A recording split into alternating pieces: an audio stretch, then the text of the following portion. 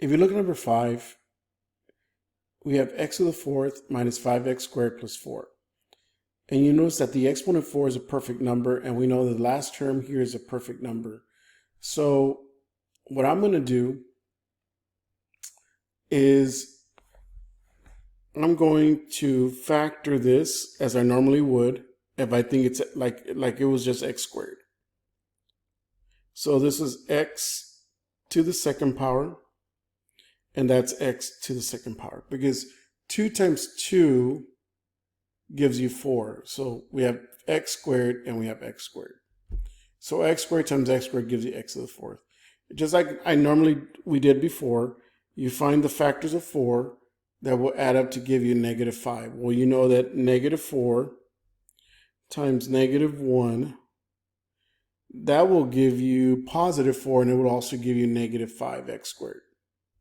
So now you have x squared minus 4 equals 0, and you have x squared minus 1 equals 0. 4 is a perfect number, 1 is a perfect number, so you have x squared minus 2 squared equals 0.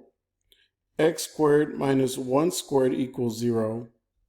So this is actually x minus 2 times x plus 2 equals 0. This is a difference of squares, so it's going to be x minus 1 times x plus 1 equals 0. So to find the zeros, you set each of the factors equal to 0.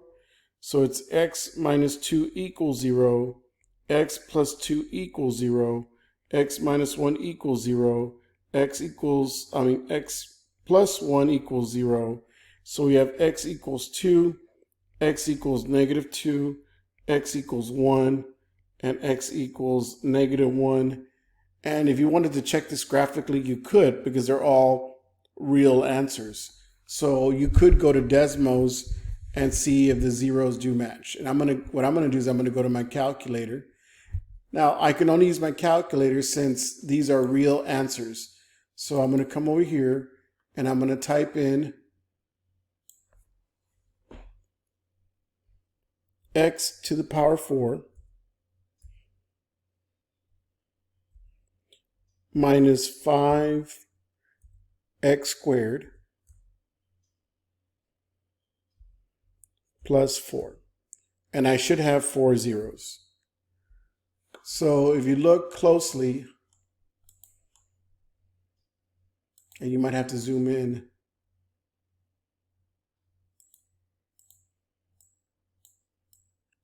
you have negative, this is probably negative 1, positive 1, there's negative 2, and positive 2.